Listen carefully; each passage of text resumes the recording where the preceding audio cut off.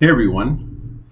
For this lecture today, we're turning the page on what we have generally discussed in this course up to now and considering well-established and well-recognized world religions. For today's lecture, we're going to be kind of shifting gears here, and we're going to be discussing something quite different, and that being new religious movements in the modern era. But first, I think it's important for us to kind of understand what are new religious movements.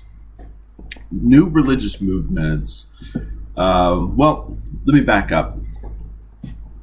In truth, most of the world religions that we have discussed in this course, for example, things like Jainism, Buddhism, Sikhism, Christianity, and Islam, were at one point in time new religious movements.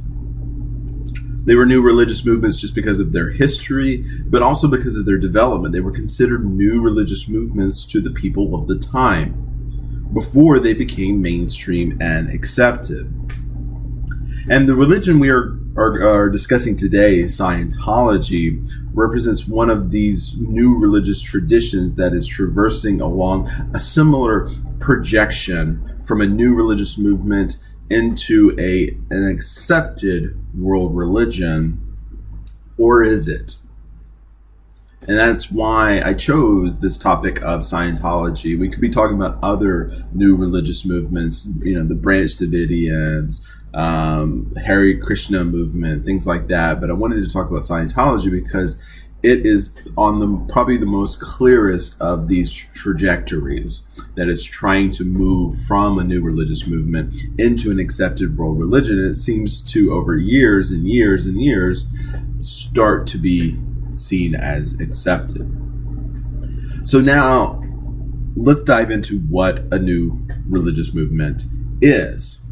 A new religious movement, or NRMs, sometimes they're called, refer to a religious or spiritual group that have relatively modern origins, but who are on the periphery of society's dominant religious culture, and who are often characterized by their innovation or their unorthodox beliefs, their unorthodox practices, and most of the time they're usually characterized by having a charismatic leader, whether a founder or a current leader of the group, as being very charismatic and able to capture the attentions of people. And so that's why they exist, that's why they have staying power, is because of these things.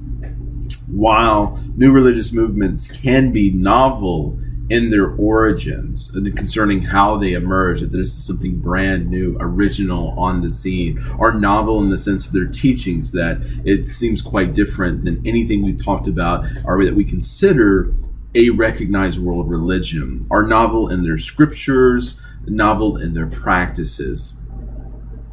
But traditionally, these NRMs, these new religious movements, traditionally, they develop from either a pre-existing denomination or a pre-existing religious tradition, or they develop from a wider kind of collectivism of religious traditions. Most of the new religious movements that we generally discuss in the field of religious studies develop and emerge from this second category. Not being novel in their creation, being original, but rather that they develop from something else, a pre-existing denomination or religion or a wider collectivism. So for an example, a very common new religious movement that I typically do provide a lecture on, sometimes in this course, just because of demand, what students are interested in, an example would be Mormonism. Mormonism is a new religious movement that emerged out of American Protestantism in the 1820s, 1830s, and was a direct outcome of the Second Great Awakening in American religious history. Then, if you're not familiar with that, the Second Great Awakening was a series of religious revivals that captivized the religious natures of many Americans at the time, and through this kind of spiritualization of Scottish realism philosophy that was very prominent in the day. And so really quickly, what Scottish realism is basically, how do we understand things? How do we truly perceive things? According to Scottish realism, we perceive things by feelings. We know a ball is round because we not only see it, but we can touch it, we can feel, we can understand the concept of what roundness is because we can touch it. So feelings. Mormonism emerged out of American Protestantism. So thus, even though it's a new religious movement, really nothing that is within Mormonism is really original in its sense. It emerges out of something else, other traditions, other themes, other philosophies that were in the cultural context of the 1820s and 1830s.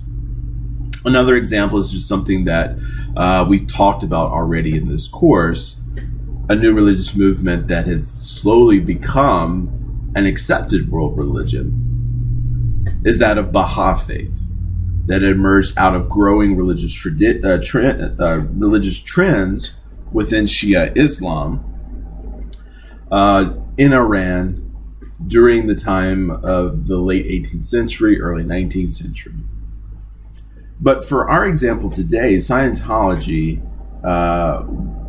we are investigating a new religious movement that would truly kind of fall into this first category. And that's the primary reason why I selected this for our topic of an example of a true new religious movement, is that because it's quite novel, it's quite original in many of its teachings and many of its contexts. However, there is a caveat.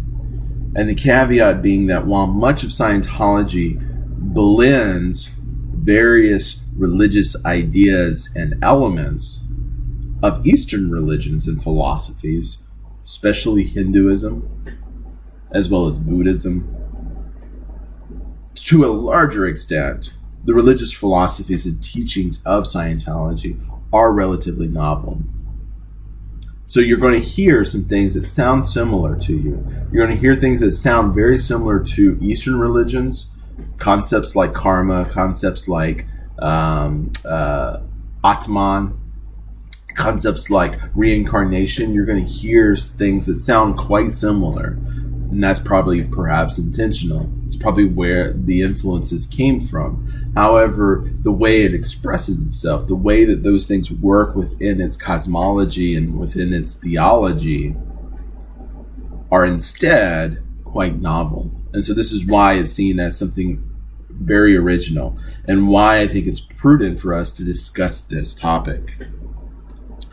But the next logical question concerning new religious movements is, why do they emerge? Why is it that they emerge? Historically, this question has been answered in one of three ways. And the reasoning for why they emerge can be both intertwined with each other.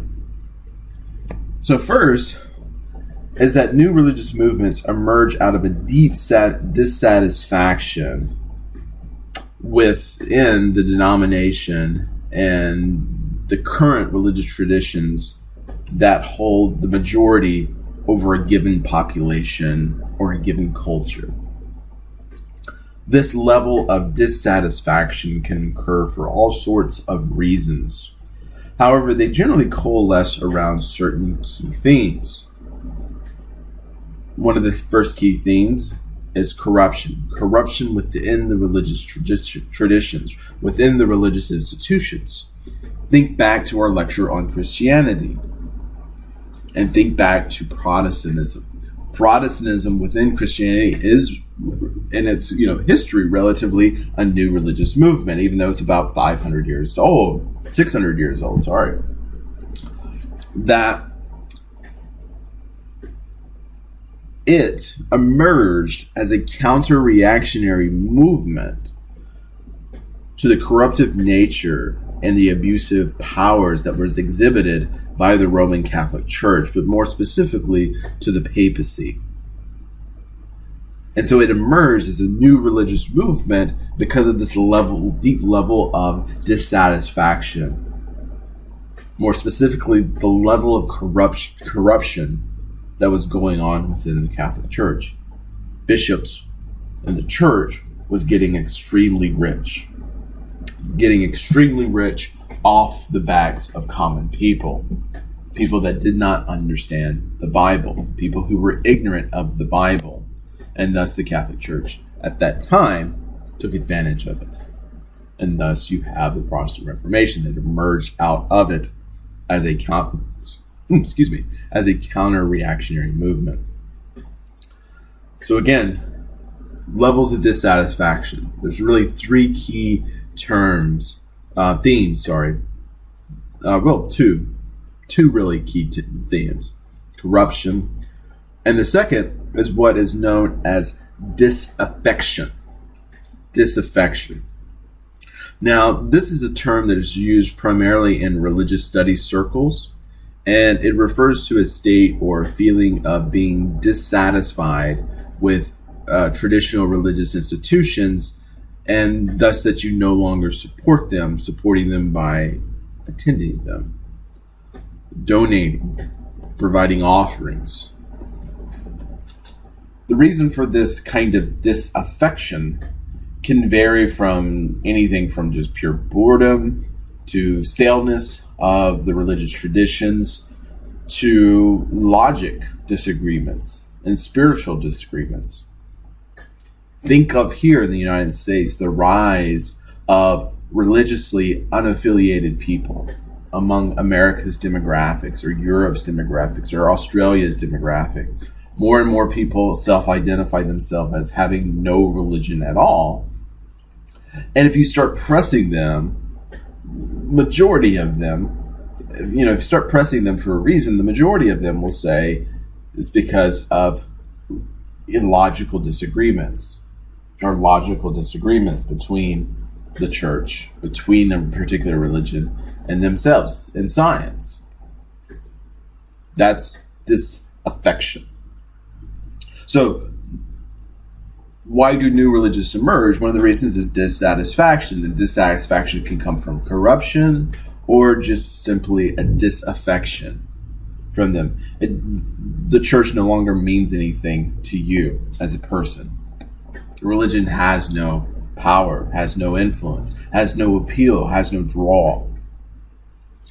The second reason that new religious movements emerge is out of the teachings and the leadership of a charismatic religious leader, which really captures the imagination of a significant minority of the population.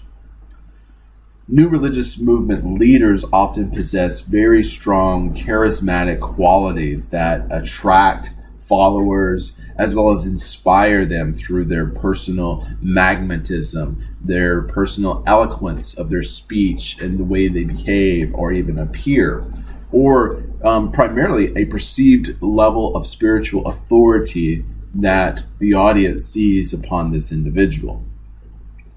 These charismatic leaders can communicate their ideas quite effectively and instill confidence into their followers and create a sense of awe or reverence among them. These charismatic leaders emerge and have staying power because they often claim to have unique insights, unique revelations, or a unique special power which draws people to them who are desperate for something different.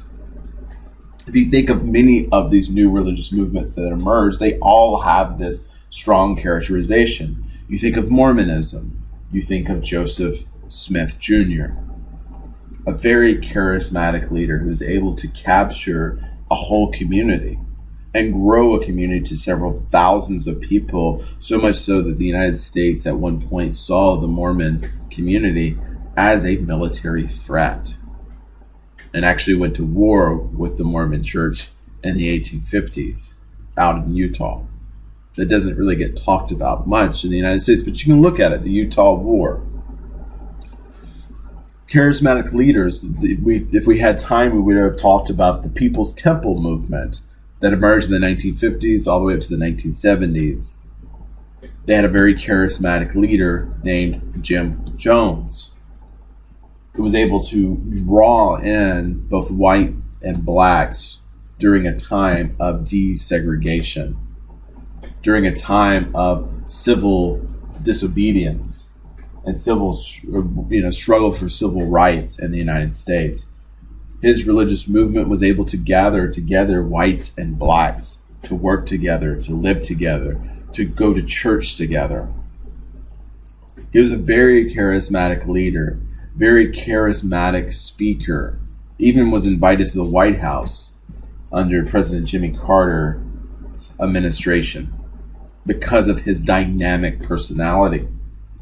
But however, if many of you might have known the name Jim Jones or heard of Jonestown in the late 1970s, where over close to 1,000 people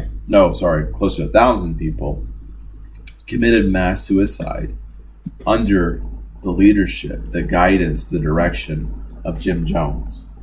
You might have heard the phrase, drink the Kool-Aid. It comes from that period where he poisoned his people by having them drink cyanide-laced Kool-Aid. That's the kind of level of charismatic leader that we're talking about. Somebody that's that dynamic that he can talk and convince over 1,000 people to kill themselves. Some of these new religious movements emerge because of that type of charismatic leader. These new religious movements often emerge as response to societal or cultural changes that the charismatic leader sometimes taps into. These deep emotional existential needs of the individuals that the charismatic leader is also able to caress, in a sense, make you feel part of a community, that you finally are understood. The third reason that these new religious movements emerge out of a collective belief concerning either some catastrophic event that's approaching or some kind of utopian future for either the individual or for society as a whole that is possible and that can emerge. You can either peruse your local bookstore here in the United States, or you can do a little bit of channel surfing if that still exists with all the streaming services that we have. And if you stay up late at night and start searching the internet or the edges of YouTube, you will consistently encounter some person on a television in a suit holding a Bible in his hand, railing about the end of the world that's coming near, of how there's biblical prophecies, that there's biblical codes in the Bible that he has read, that it's showing that the end is near. A kind of fear-mongering that captures the imagination of an individual because they share the same skepticism about the end of the world approaching. These new religious movements emerge and have staying power within some of these communities because, someone believes what they're selling, in a sense, and they become a like-minded individual. And it happens all the time. Think of the religious cult in the 1990s, Heaven's Gate, that coalesced around a leader who believed that the end of the world was happening very fast, very soon, with the approach of the Halley-Bopp comet in the 1996, 97, I think 96, but it could be 1997 if I remember right. I remember seeing it on television. Everybody was really worried because it was this weird shaped comet that had two tails. And so people started theorizing very fast, very quickly, that on the second end of the tail of the comet, instead of a broken piece of rock that was making the tail of the comet, people were theorizing that in fact it was a UFO. And the religious cult Heaven's Gate took advantage of that. Thought the world was ending. And thus, around 1996, 1997, they committed mass suicide in an essence to join the UFO that was on the tail end of this comet before the world was destroyed. So these are, again, some very common things that you see. Or you'll see, if you look at New Age literature in your local bookstore, if you go to Books A Million, Barnes and Nobles, you go to the end, you go to the section on New Ageism and look at the literatures there. You hear a spokesperson who speaks about New Ageism. It's all about discovering your inner spirit, or releasing your inner spirit, releasing your soul from your imprisoned body, and that you can, through either health or through spirits and crystals, that you can perfect yourself. This kind of utopian idea that you can be the perfect you. It's very popular, and it draws people. So, for us, like many of these new religious movements, for Scientology, all of these factors and reasons apply to its emergence and its continuing growth as a new religious movement. You will see some of these levels here: dissatisfaction with popular culture, particularly with the founder, his dissatisfaction with the psychiatric currents of the 1950s and 60s. The founder, L. Ron Hubbard, that we'll talk about, was a very, very much so a very charismatic leader, and that he was able to collect a group of people that coalesced around himself of this idea of kind of utopianism, but really within themselves as individuals, that they can become the best versions of themselves. So now let us transition to talking about Scientology. But of course, before we can dive firmly in Scientology, I think it's important for us to talk about some basic facts here about Scientology. So first, Scientology, when we say Scientology, what are we referring to? Scientology refers to a set of beliefs and practices that were invented or created by L. Ron Hubbard in the mid-20th century. And it may or may not be a new religious movement. We'll get to that, of why this kind of doubtfulness exists within this group. If we were to provide a definition for it, scholars would define Scientology as a new belief system that teaches humans are immortal beings who have forgotten their own identity and their own past due to pain and suffering that Scientology calls engrams, and that they need therapy in order to expel these engrams, to expel the painful memories, the painful suffering, in order to restore them to their original state, to their original identity, which will help, in a sense, restore them to having original free will of their body. As of 2016, scholars estimate that there's probably around 40,000 individuals across the globe today who self-identify as Scientologists. The church is quite secretive, as we'll discuss. The church is also very good about promoting false information about itself. And so the church would claim that instead, it's very much one of the world's fastest growing world religions. The church itself would claim that it has a membership of over 8 million people. But again, we have to take what the Church of Scientology claims with a grain of salt. Because again, the church is known for its propaganda about itself, its claims about itself. And we'll see that. We'll dive into that as we progress and talk about L. Ron Hubbard and the succession of leadership with David Miscavige. It very much is all about propaganda, convincing people, convincing the greater public, convincing the media that it is a successful world religion, that it is a very helpful world religion, that people find true and powerful, lasting meaning by being participants of it. So we take what they say with a grain of salt.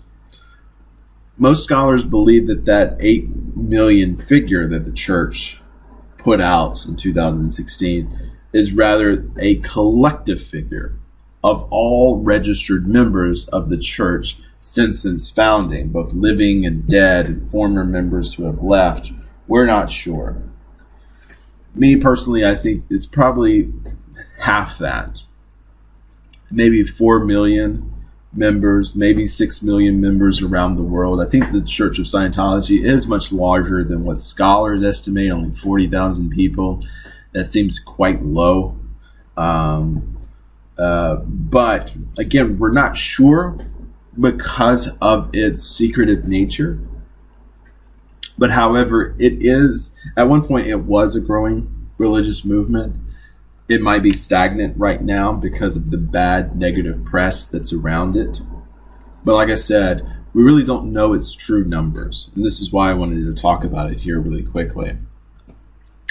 Like many of the religions that we have talked about today, Scientology is very much a proselytizing or missionary-esque religion, meaning that it grows itself, it grows its numbers through converts to its religious movements. And if you recall, what do I mean by proselytizing religion? It describes a religious group that grows its rank through proselytization. And proselytization is the conscious attempt to convert someone to your religion, to your beliefs, or to your opinion. Thus, unlike many of the world religions that we discuss today, Scientology is not an ethno-religion. It doesn't grow from within. Rather, it grows from outside. It has to convert people, like Christianity, like Islam, to its cause. Furthermore, rarely do people actually grow up in the church, unlike Christianity, unlike Islam, where people generally grow up into the religious traditions. That's very rare in Scientology, primarily because it's still a relatively new religious movement. It's still pretty new. And again, the majority of its people, the majority of its members are all converts. However, there are a growing number of stories of people who have grown up into the church because of their parents who bought in a very early age in the 1960s or the 1970s or 1980s. You're starting to hear that more and more, but like I said again, it's less than what you normally experience with Christianity or Islam. Scientology is also very unique, a very unique religion versus all the other ones that we've talked about. And another reason why I wanted to discuss it in this class is because it is classified in religious studies as a secret religion. So we all like that terminology, a secret religion. What is a secret religion? Well, a secret religion is a set of religious beliefs or set of ritual practices that are kept secret from those who are not initiated, aka who are not members, and that you have to go through some kind of initiation rites. There are various other secret religions that are out there. Some of the most prominent examples of secret religions are the Freemasons, which are kind of a fraternal, semi-religious organization that's been around for centuries, if not a millennia. Other examples are the Order of the Solar Temple, which is a French esoteric group that was founded in the 1980s. And also UFO religions that were founded here in America in the 1970s are some other examples of secret religions. This secrecy that is a part of the religion may be due to a number of factors of why it emerged, primarily why the religions behave this way. It's because of a fear of persecution primarily, or a desire to maintain exclusivity, or the belief that the knowledge that they have is too sacred for them to share with outsiders. Now, a lot of this secrecy is a reaction to their religious movements being a minority religion where they reside, and within the hostile majority religions cultures in which they reside. And secret religions can be controversial, and that there's often a great deal of speculation about their beliefs and practices. You can ask any older person within your church, for example, here in the United States, about Freemasons. You'll get wild and crazy theories about what Freemasons do, what they do in secret, what they do in hiding, which 100% of it is not true. So again, this is why many secret religions are so fascinating, and why we talk about them, and that why they lie at the heart of so many conspiracy theories that are about them. The last kind of basic fact that I wanted to talk about is the reason why Scientology draws so much attention is the question, is it a religion or is it a cult? Or is it a true or real form of psychological and medical therapy that it sometimes claims to be? Or rather, is it a quick get-rich-quick scheme, a business that scams out individuals using the themes of religion? Now, Scientology itself organizes as a church, and the Church of Scientology defines itself as being a religion. And it's true that Scientology does exhibit some of the common characteristics that we generally associate with religion. It does have dedicated facilities of worship, churches that you can go to, physical buildings and structures. It does have a religious creed that members of his church routinely profess during services. It does have a professed belief in some kind of higher power. It has a belief in a creation myth and a creation story. And it has a set of sacred scriptures. So some of these basic characteristics that we see across other world religions, Scientology has as well. Furthermore, it has received official recognition as a religion in various countries around the globe, such as the United States, Costa Rica, Nicaragua, Italy, Croatia, Slovenia, North Macedonia, Sweden, Switzerland, Portugal, Spain, Kazakhstan, Taiwan, the Philippines, New Zealand, and Australia, just to name a few. Thus, it enjoys and regularly cites the constitutional protection afforded in these nations that consider it a religion and consider what it does as religious practices.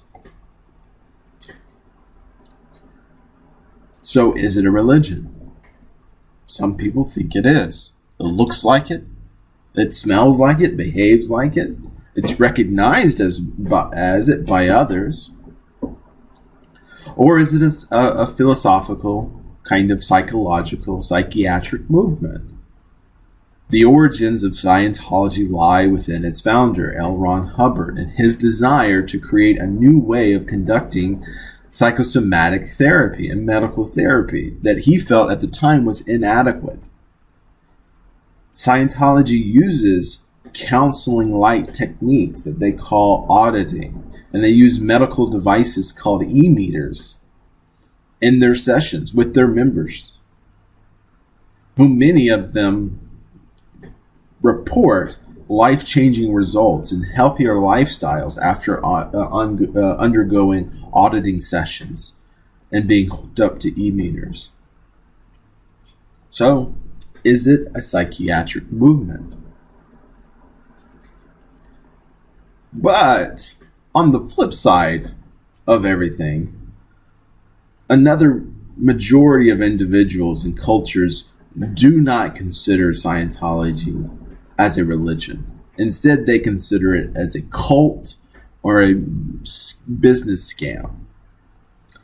Many people will point to recent kind of, quote, tell-all confessions, end quote, of ex-Scientology members like Leah Remini or Lawrence Wright, considered who in their testimonies, in their podcast, and their interviews, consider the movement a cult-like institution. Furthermore, there are many more countries around the globe that refuse to recognize Scientology as a religion. And many of these countries instead label it a cult. Countries like Argentina, Chile, France, Israel, Kyrgyzstan, Norway, Romania, Russia, the United Kingdom, just to name a few. And since the 1960s, the overwhelming medical community has testified that Scientology has scientifically been proven to be ineffective in treating of mental or medical conditions. And there's even sworn testimonies and studies that the evidence suggests their techniques are actually harmful. And that's why in 1978, the U.S.'s Food and Drug Administration, FDA, issued a warning to this Church of Scientology, stating that their techniques, and especially their e-meters, were unproven medical devices and techniques. And that if it was being used to treat mental conditions without any scientific evidence to support its effectiveness. Thus, with all of this controversy and opinion concerning Scientology, many countries and cultures see it as just a business, if not a money-making scam. And while we'll talk more about these sentiments in the lecture, for our purpose here, it's more sufficient enough to say that we will consider Scientology as a world religion and a part of the new religious movements that we will discuss in this class. So now let us transition to talk about L. Ron Hubbard, its founder. As already stated, Scientology, like many other world religions we have discussed thus far, is a founder religion. And like all founder religions, we must examine the founder of the religion in order to truly comprehend it. And thus, we need to talk about its most famous leader. Within Scientology, the founder of this new religious movement is the infamous L. Ron Hubbard. So L. Ron Hubbard was born Lafayette Ron Hubbard in 1911. He was a military brat, meaning that his father was in the U.S. Navy, so it meant that he spent most of his childhood never in one place, always moving around from place to place, from base to base. And he spent much of his childhood on the island territory of Guam out in the Pacific Ocean. In 1930, Hubbard was enrolled in college at Georgetown University in Washington, D.C., where he studied to be a civil engineer. According to all accounts about his time in college, Hubbard was a very poor student, failing numerous courses, but was a prominent writer for the university's newspaper. And by his sophomore year, at the end of his sophomore year of college, he dropped out. He dropped out of college, and in 1932, Hubbard's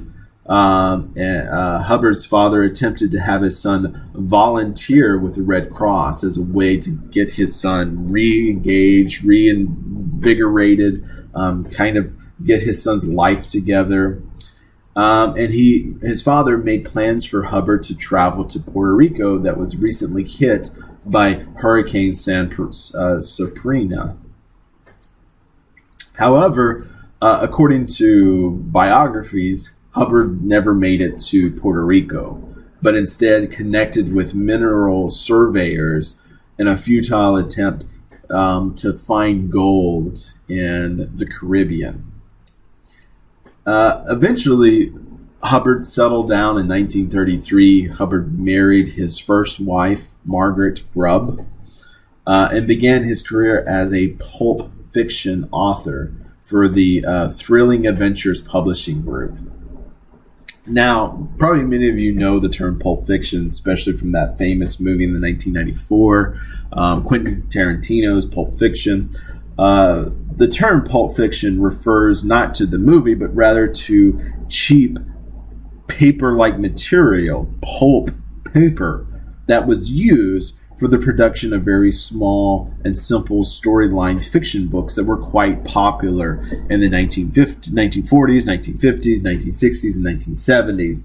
It is those types of books that really inspired Quentin Tarantino to become a director, and why he titled his first, really famous movie after that title, Pulp Fiction, because of his inspiration by those books. Anyhow, Hubbard garnered the reputation of being a prolific writer, composing more than 100,000 words a month, and in total publishing in his life over 250 works of fiction. So again, very much a prolific writer. In 1937, Hubbard published his first novel called The Buckskin Brigades, which won him praise by the New York Times. In 1938, Hubbard began publishing sci-fi fiction works for his friend John Campbell and his astonishing science fiction publication group. Hubbard would go on to publish his best-known sci-fi works such as Final Blackout, The Fear, and The Typewriter in the Sky. In the summer of 1941, Hubbard would apply and would be accepted to join the United States Naval Reserve as an officer during World War II. While Hubbard saw no combat action during his time in the war, he was primarily stationed in the U.S. and was charged with guarding the coast and training new recruits for the Navy. By 1943, Hubbard came to command his very own naval vessel, the USS PC-815, which was a submarine chaser designed to detect and attack enemy submarines and attempt to guard the western coastlines. There's an infamous story about, let me back up. In fact, there's several infamous stories about Hubbard at his time in the Navy, and so I'm going to relay a few of them here. There's one story that while Hubbard was on patrol between Portland, Oregon, and San Diego in California, that while in patrol of his submarine chaser, he believed that he had detected a Japanese war submarine. And subsequently, he spent the next 68 hours in combat with this enemy sub, attacking it, releasing depth charges, and chasing it all over the Pacific coast at the time. However, nothing came about. After the 68 hours, nothing ever happened. There was no explosions, no nothing, and Hubbard was forced to return to base. The truth was that there was no enemy submarine. According to naval investigations, what had happened is that Hubbard had mistakenly stumbled upon a magnetic deposit out in the ocean, and that which messed up his radar, and thus Hubbard had mistaken it for an enemy submarine. But what's interesting is that subsequently, after the Naval's investigation, Hubbard was admitted into the Navy hospital in San Diego for, quote, mental and psychological observations. According to U.S. Naval records, we know that Hubbard spent 3 months in Naval Hospital there before he was released and that he was reinstated to his commission. So we don't know if he had some kind of psychiatric breakdown. We're not sure, but it seems that he was clear because he was reinstated to his commission. However, in April of 1944, there was another incident which occurred, and it involved Hubbard. According to other naval reports, Hubbard reported to his commanding officer that he had personally uncovered a sabotage attempt, an attempt among the cargo of the USS Algol. So, of course, a naval investigation had occurred, and while no reports indicate who was responsible for this sabotage attempt, which I think was a bunch of fuel canisters that had rags in it, so it was kind of creating a potential Molotov cocktail type scenario, if I remember right. The naval reports indicate that no one was held responsible. However, most critics and historians of Scientology believe that actually Hubbard was involved in the situation, and that this was possibly an attempt by Hubbard to either seek out more help, or an attempt by Hubbard to avoid combat. In 1944, when the war was getting more and more escalated, we really don't know. Regardless of the truth, the only other record of Hubbard's military service is that in April of 1945, he was admitted again to a naval hospital in Oakland, California. So again, we're starting to see a pattern here with Hubbard, someone who was clearly struggling with psychological or potentially mental issues that were going on in his life. But according to Hubbard, in his own biography, he claimed that he began suffering headaches and began suffering from rheumatism and severe stomach pains instead. Regardless, Hubbard was cleared again by the U.S. Navy and was placed instead on active duty. He was placed on inactive duty by December of 1945. Hubbard would later resign his commission by December of 1950. Hubbard, following the war, underwent a turbulent period in his life. According to his autobiography, Hubbard was abandoned by his family and his friends after the war, and that he had that he was crippled basically by deep levels of depression and severe levels of anxiety.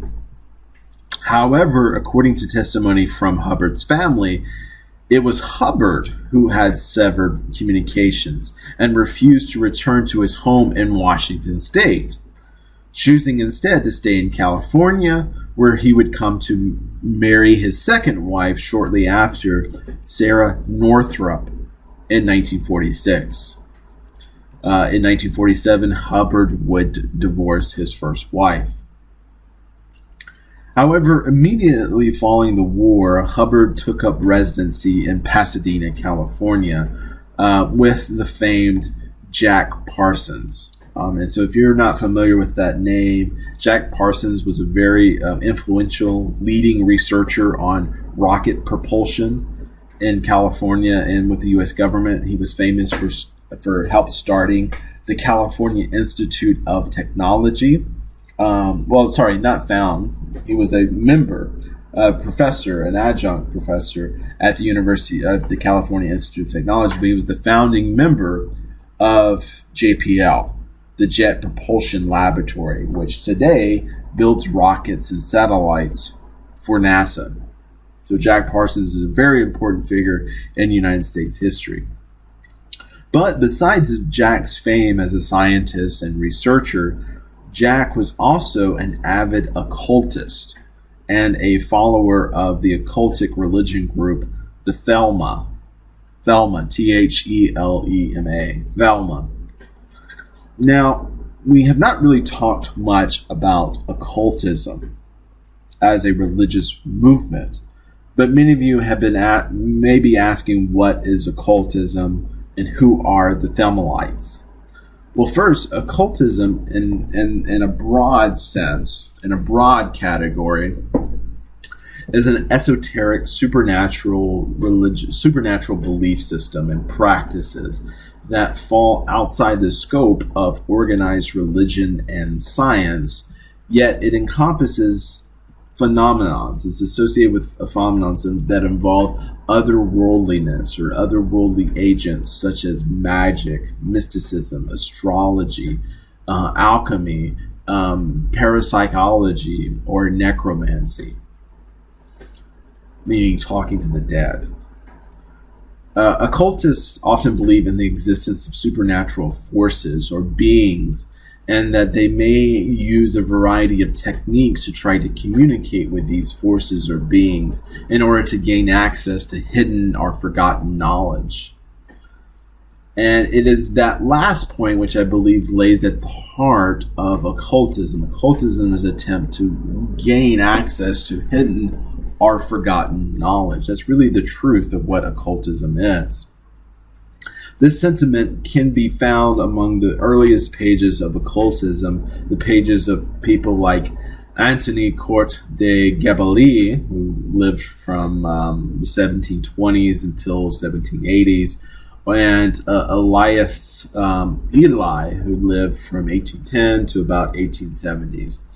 Who were originally, both of these men were trained as Protestants and Catholic ministers or priests, but then abandoned their religious professions in the pursuit of occultism.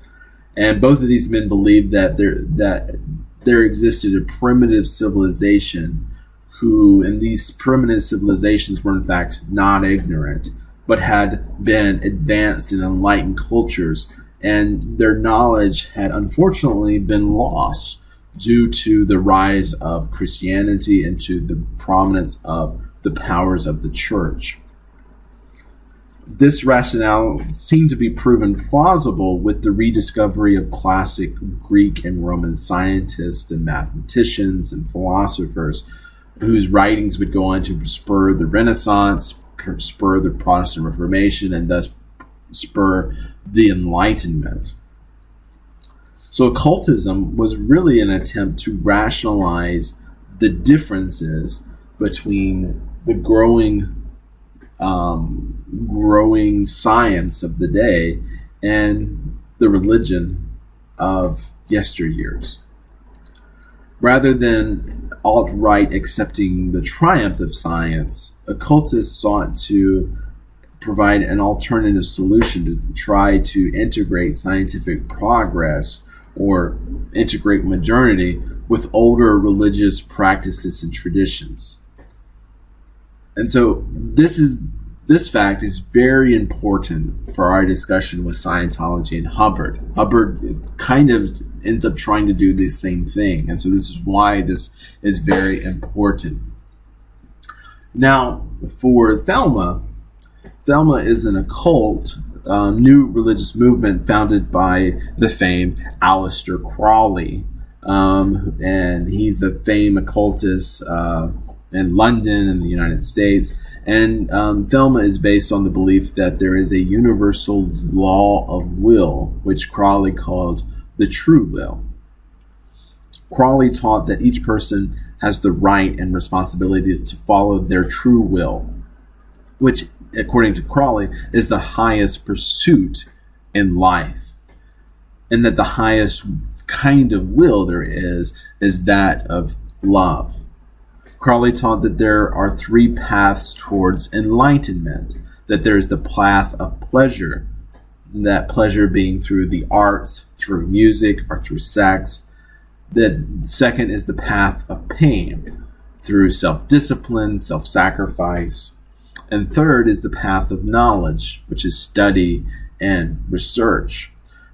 Crowley taught that there is no physical or ultimate death, that rather humanity transitions from one state of being to a state of another, and that another can be nothingness. Crowley identified himself as a prophet of a new era of humanity's spiritual development. He was very highly influenced by his occultic experiences while he was traveling in Egypt, and thus when he developed his new religious movement, he developed it with parallelisms with ancient Egyptian religion in mind as well. So thus Thelma believes in a pantheon of gods and goddesses who serve as symbolic archetypes or metaphors for nature or human characteristics or the universe that also are dependent upon and use the similar languages or god and goddesses of the ancient Egyptian religions. Within Thelma, the Thelma pantheon are principally three deities who are given special treatment. There is Nut, based on the Egyptian goddess Nut, who is the sky goddess. There is Hadit, who is described as a flame that burns in every man's heart, and is in his very core kind of a star. So it's kind of seen as what Crawley would say is this is the Holy Ghost. If we're going to use other languages, this is your Atman, your spirit that constitutes your existence. There's also the god Ra-Hut, which is a composite deity of the Egyptians gods of Ra, Horus, and Hathor, who consist of, for Thelma purposes, represent the active side or the passive side of actions. And finally, a very common thing among Thelmites was the practice of ritualized magics or ritualized magic ceremonies used to invoke supernatural forces or entities. And so Crawley would call this a Gnostic Mass, bringing on similar language to a Christian Mass. Enough of that. Let's get back to Hubbard. So according to Jack Parsons' biography, Hubbard was very enthusiastic collaborator in the Pasadena Thelma Magic Order group that was established by Crawley. This Pasadena group that was known as Ordo Templi Orientis. According to other accounts, Hubbard participated in Thelma ritual acts known as Babylon working, which was described as a sex magical ritual intended to summon the incarnation of the supreme Thelmite goddess of Babylon and a female volunteer. It was during this period that Hubbard authored a document which has been called the Affirmations, which started to deal with various physical, sexual, psychological, and social issues that Hubbard would come to address again in Scientology. Hubbard would instead, however, have a falling out with Jack Parsons. Both men tried to collaborate to create a business. The business was called Allied Enterprise, which would purchase yachts in Florida, and that Hubbard would sail them around to the West Coast, and then in order to sell them. However, instead, what appeared to happen is that Hubbard had different plans, and that once he arrived in Florida, instead Hubbard swindled all the money, used it, and took the yachts to undertake a world cruise for him and his new wife, Sarah. Once Jack Parsons learned of Hubbard's plans, Jack filed an injunction against Hubbard with the United States government, forcing Hubbard to return to the country and pay back all the money he took. But however, Hubbard was only able to return about $2,000 because he had spent the rest. Hubbard would then return to California, living in North Hollywood, and would return to his science fiction writing and working kind of as a amateur hypnotist as well to earn some extra money. But yet Hubbard consistently remained in debt during this time. So the story goes that in 1948, Hubbard learned of a new psychiatric ward that opened in Savannah, Georgia, which sought to keep mentally ill war veterans out of jail by, instead of putting them in jail, that they would be put into the psychiatric ward for treatment instead of jail. And what we know is in that summer of 1948, we find Hubbard being arrested by the San Luis sheriffs in California on charges of petty theft and for passing fraudulent checks. The next thing that we see about Hubbard is Hubbard and his wife moving to Savannah. So I'm not sure if the two are related, being that Hubbard saw an opportunity to escape jail time by claiming mental illness and thus moving to Savannah, or this is just an unrelated event. We're not sure. However, what we do know is that Hubbard would show up in Savannah, Georgia, working as a volunteer in this psychiatric clinic. And it was while in Savannah that Hubbard became quite disappointed in the kind of treatment that he was seeing, as well as, according to Hubbard, the arrogance and the ignorance of the doctors displayed towards psychological illnesses. So in January of 1949, Hubbard began working on a new psychiatric book, which he would claim would create supermen. And this is kind of where our story takes a turn. And so, in the same year, 1949, towards 1950, Hubbard announced to the public that he uncovered a superhuman condition in which he would call the state of clear. He claimed that people in this state of clear would have perfect functioning minds with improved IQs and photographic memories. That the clear, according to him, would be cure of all physical ailments ranging from poor eyesight to the common cold, which Hubbard asserted were purely psychosomatic. And it's here, really quickly here, that the term Dianetics becomes very popular and would become a very important word, as well as a kind of philosophy within Scientology. If we were to define it here, we would say that Dianetics would be a set of pseudo-scientific ideas and practices regarding the metaphysical relationship between the mind and the body.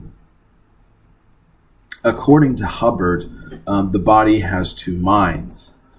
It has a reactive mind and what he would call an analytic mind, and which I think are very self-explanatory. One is, the mind that reacts to feelings, and the side of the mind that reacts to logic. According to Hubbard, in a non-cleared person, the reactive mind is in control of the body. It is in control through the person's subconsciousness.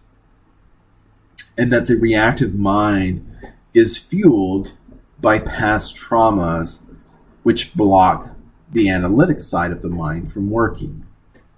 Meaning that it is your memories and past traumas, according to Hubbard, that keep you from being in full control of yourself and being the best version of yourself.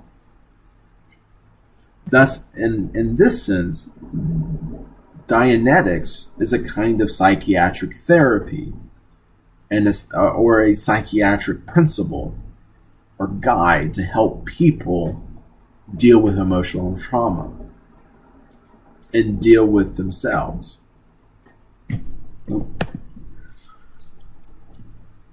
Soon Hubbard partnered with a previous publisher, John Campbell. And John Campbell got Hubbard in touch with a medical doctor, Joseph Winter. in order to sell and promote his ideas. And Hubbard would soon quickly move from Savannah, Georgia to Elizabethtown, New Jersey, a suburb of New York. And these ideas of Hubbard would be distilled in a brand new book, which he would call Dianetics, the Modern Science of Mental Health, that he published in 1950. Dianetics was an immediate success, immediate commercial success. It sparked what several historians called a national-wide cult of incredible proportions. However, Dianetics was poorly received by the media and by the scientific and medical professions. And so I'm going to read you a couple of quotes from many of these medical professions or press release media at the time. And so here's a quote from the Scientific America. Said that, quote, Hubbard's book contained more promises and less evidence per page than any publication since the invention of printing, end quote. Kind of harsh.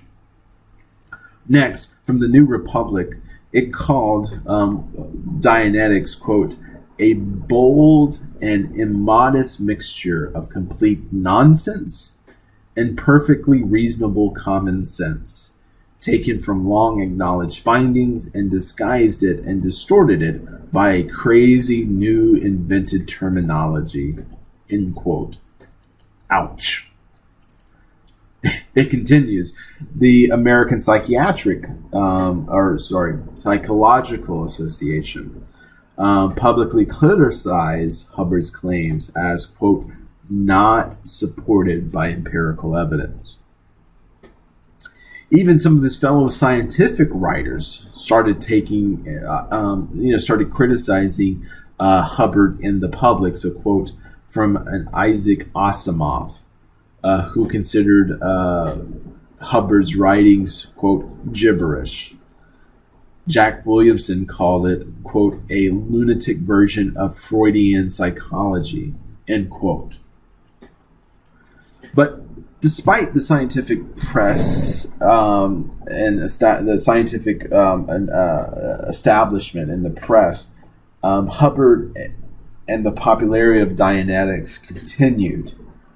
So much so that he was able to establish a foundation in 1950 called the Hubbard Dianetic Research Foundation. This foundation was used by Hubbard to offer courses teaching people how to become auditors, giving lectures around the country, and establishing other Dianetic foundations across the United States in order to gain money. Each course for Dianetics would be around $500, which in 1950 is equivalent to $6,300 in today's money. So a lot of money. It was reported that Hubbard, in 1 month in 1950, brought in $20,000. So in 1950s, that's the 1950s money, but in today's money, that would be around $250,000 per month. Hubbard was flushed with cash and was very, very popular and had a very popular product. But as Dianetics developed, Hubbard began claiming that auditing was revealing evidence that people could recall past events or recall past lives in which they live, thus provided evidence of an inner soul or an inner spirit that lived beyond the body and our current state of existence. Hubbard started shifting his teachings and his writings into dealing with metaphysical. With the publication of his second book within this series, quote, The Science of Survival, which Hubbard introduced the concept of the immortal soul, which he called a thetan, and we'll get more to that here later. And that past life regressions would later become a staple of the religious movement that can only be tracked out through what Hubbard would call, quote, whole tracking auditing, or just simply auditing. It was also during this time that Hubbard introduced a device called an electropsychometer, or short E-meter. This was a device which called for users to hold two aluminum-based kind of soup can-looking devices in their hands, cylinders. I couldn't think of the word. 2 cylinders in their hands that was tied to the machine through a wire, and that the machine would pass charges, slight, very small charges, through the cans, through this, in which the human would thus act as a conductive, and thus would register and measure connectivity. A similar device had been used in experiments in decades past. So this wasn't something new that Hubbard had discovered, but Hubbard found this device and started using it and claiming it more and more. However, things fell apart as quickly as they rose for Hubbard in this time period. Dianetics began towards the end of 1950 to lose public credibility when on August 10th, at a presentation by Hubbard in an audience in Los Angeles, about a 6,000-seat audience, where during his presentation, Hubbard utterly failed disastrously. At the session, he introduced an individual named Sona, who, according to Hubbard, was an example of a person who was in a state of clear. And that he told the audience that as a result of undergoing his Dianetic therapy, that Sonia now had possessed perfect memory and had perfect recollection.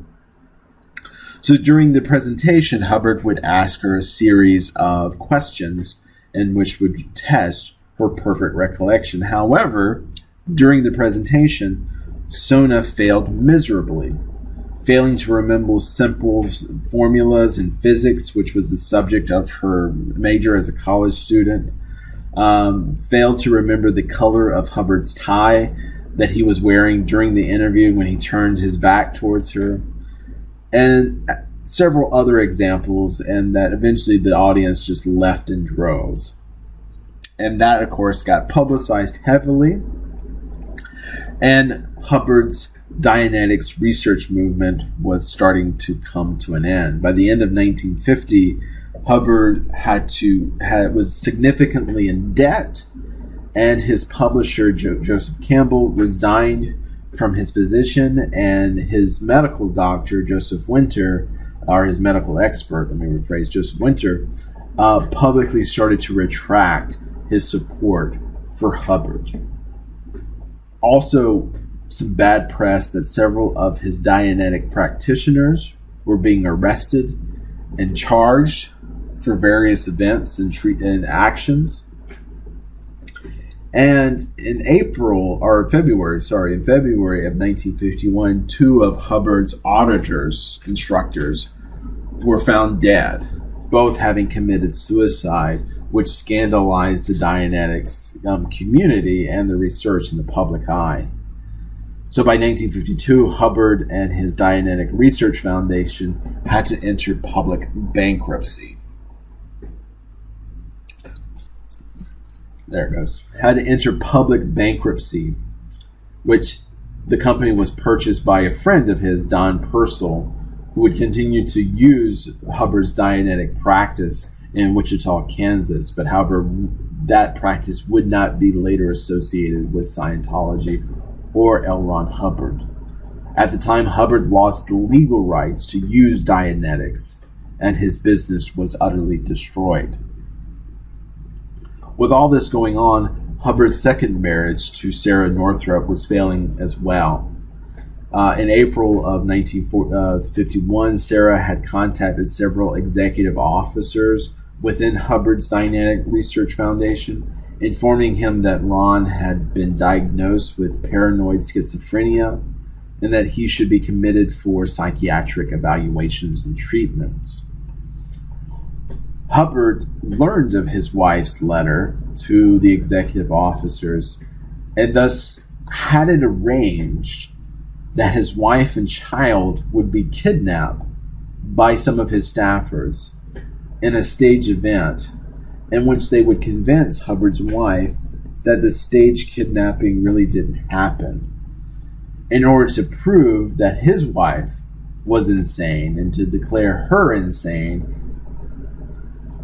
Sarah would later file a report in March with the FBI about Hubbard's behavior, about Hubbard organizing the kidnapping attempt on him and his children's life, and would also state, because it's the time, 1951, that Hubbard was secretly a communist, which that got everybody riled up and active.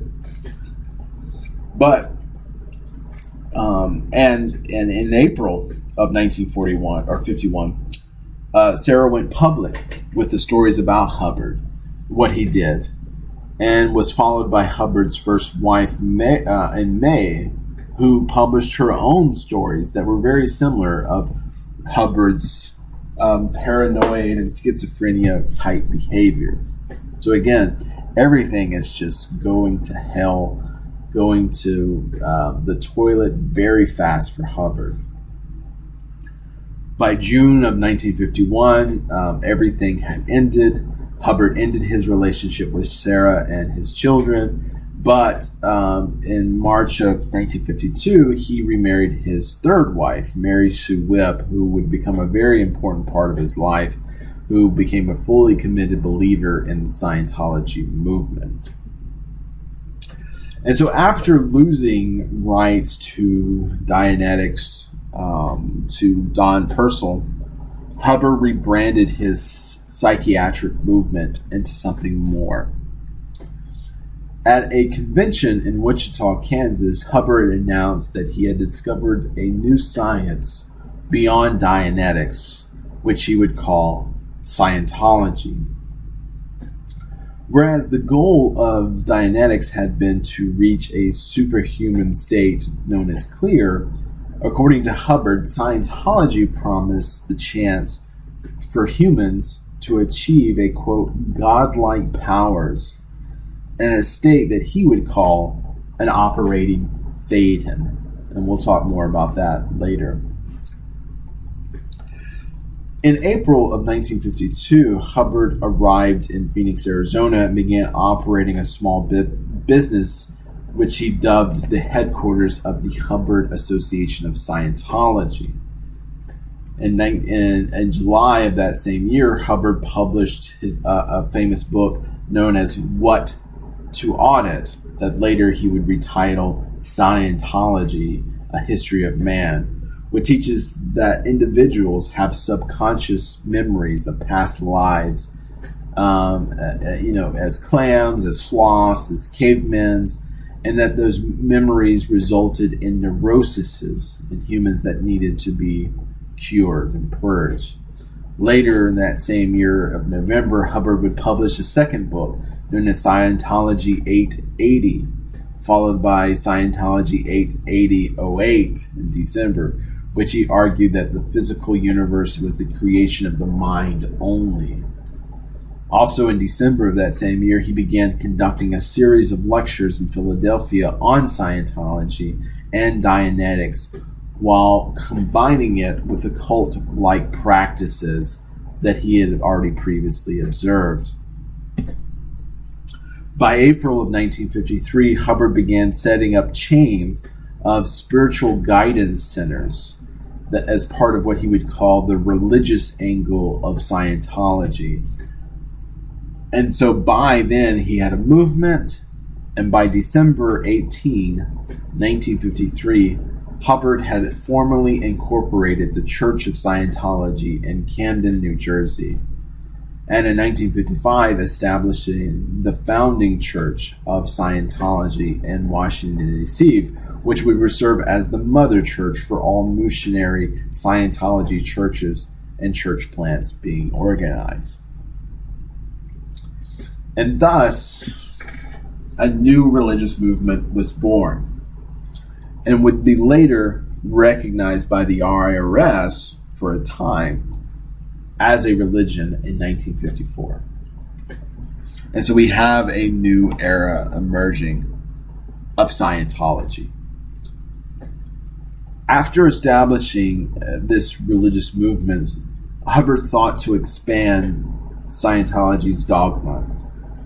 In 1956, Hubbard published his book Fundamentals of Thought, which state that life is a game and divides people into pieces, players, and game makers. In the following year, Hubbard published his book All About Radiation, which falsely claimed that all humans have been exposed to radiation poisoning, and explains why humanity is sick and why they're getting cancer. In 1958, Hubbard published his book Have You Lived Before This Life, which contained a collection of past auditing sessions from earlier followers who recount past lives that they have encountered. And it was during these years that Hubbard sought to expand Scientology beyond the United States. In 1959, Hubbard purchased the St. Hill Manor in Sussex, England, which would become the worldwide headquarters and training facilities for the Church of Scientology, as well as a personal residency of Hubbard himself. Hubbard began a worldwide lecture tour in Australia, New Zealand, France, the UK, and South Africa, establishing communities of followers who bought into his teachings and to his theories. The Church of Scientology became a highly profitable enterprise for Hubbard. Then in 1957, Hubbard reported that his yearly income was about $250,000, which is equivalent to today's money about $2.7 million. While Hubbard grew the Church of Scientology, he also used his power and influences to attack his past critics as well as his current and future critics. The first person that Hubbard went after was Don Purcell through litigations in order to reobtain the rights to Dianetics. After dealing with Purcell's, Hubbard turned his attention to attacking other psychiatrists who he blamed for the backlash against Dianetics in Scientology. In 1955, Hubbard published a book titled, quote, Brainwashing, a synthesis of Russian psychopolitics, where he alleged to have proof of direct connections between the current psychiatric community and the United States, naming names of current doctors in the psychiatric community with communism and communism Russia.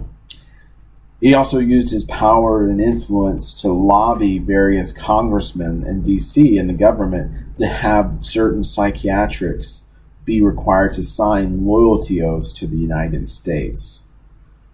Finally, Hubbard encouraged his followers to find and even manufacture evidence against his and their enemies, that any individual breaking away from Scientology was to be publicly shamed and shunned, and any individual setting up his own Scientology group was to be shut down. Since its inception, Hubbard marketed both Scientology and Dianetics through various false medical claims that were unsubstantiated, which got into hot water. And that on January of 1963, the U.S. Food and Drug Administration raided the American offices of the Church of Scientology, seizing hundreds of thousands of e-meters as illegally medical devices, thousands of pills that were being prescribed as, quote, radiation cures, and tons of literature that they accused of making false medical claims. With the FDA increasing suspicion of Hubbard's e-meter, L. Ron was forced to stress more and more that Scientology practices were to be presented as religious and spiritual rituals and practices rather than medical. And so you start seeing the transition away from medical and psychiatric to more and more and more and more religious and spiritual in nature. Subsequently, in November of 1963, the Australian government opened a formal and public inquiry into the Church of Scientology and accused it of brainwashing, blackmailing, extorting, and damaging the mental health of its members, leading the Australian government in 1965 to ban Scientology practices in most of its provinces. Australia's government reports would lead many other countries to take notice of Scientology activities in their country and to start following the same suit. This kind of negative publicity and government reaction forced Hubbard to create new major initiatives to face these challenges. In 1965, Hubbard introduced a new teaching among members called ethics technology, which required all followers of Scientology to, quote, disconnect from any organized or individual, including family members, deemed disruptive or suppressive to Scientology, a kind of shunning.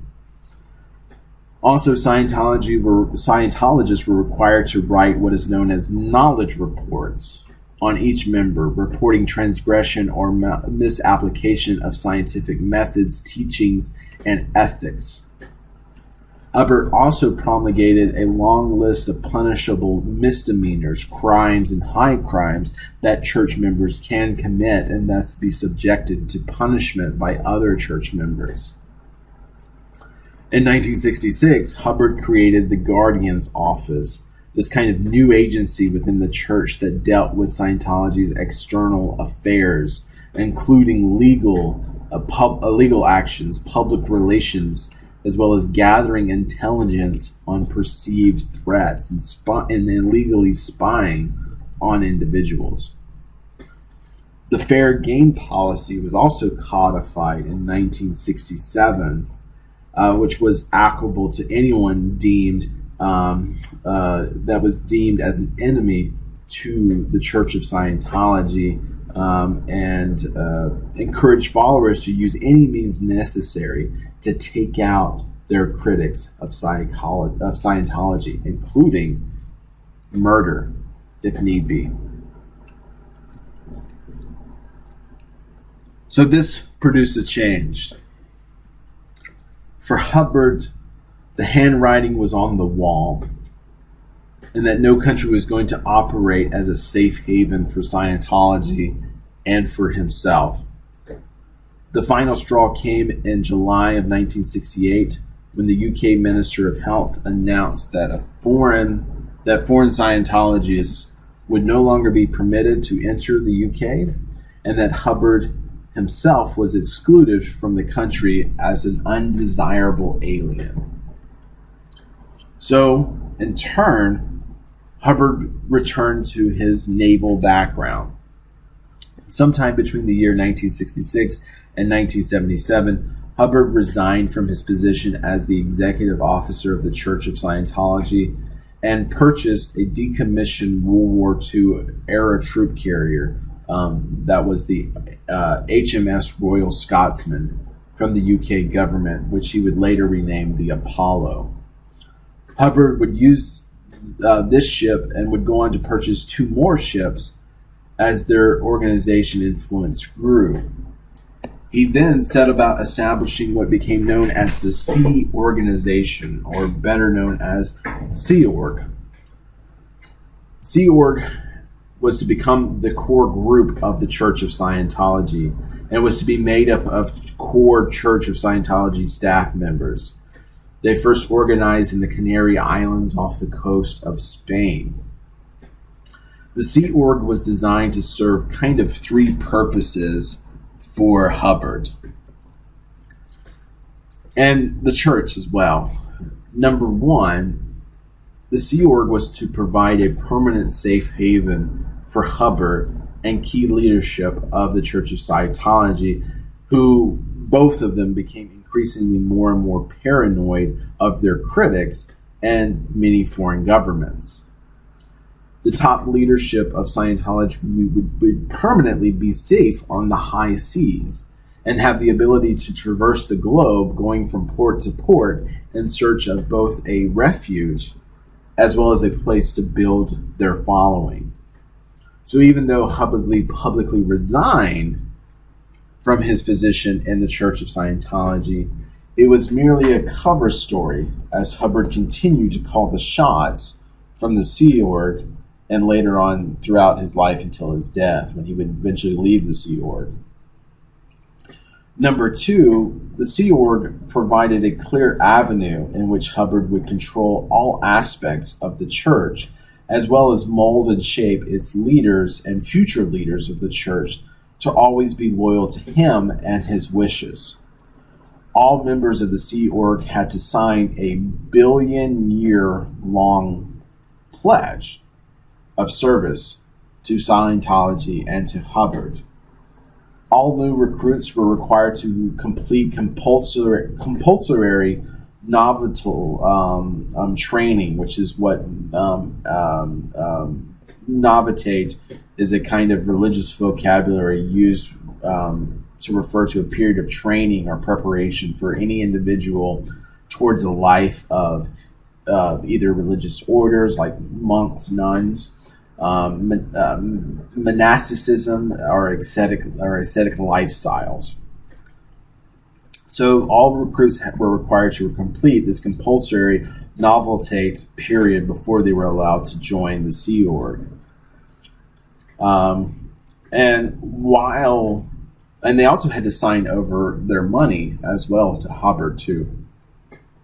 And while the sexes were separated on the ship, so male and female were separated, marriage was permitted among members of the Sea Org.